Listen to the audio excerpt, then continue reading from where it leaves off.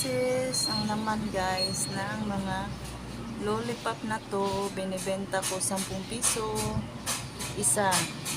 Dahil mabenta to dito sa aking munting sari-sari store guys. In-order ko lang to sa TikTok shop. Yung dalawa na dumating, bali 500 kasama na shipping fee. 100 pieces sa dalawa guys. Kaya kikita ng 1,000 pesos.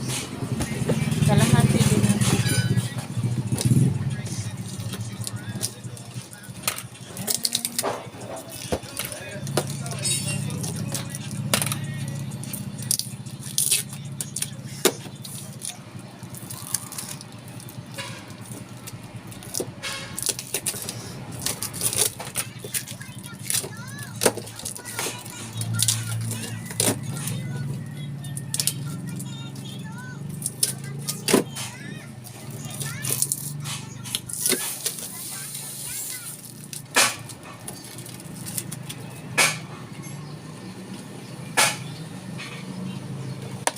Ito, meron din akong isa guys.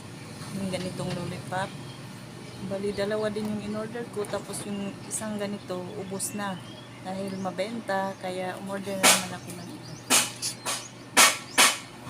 Yan guys. Ito na lang yung natira.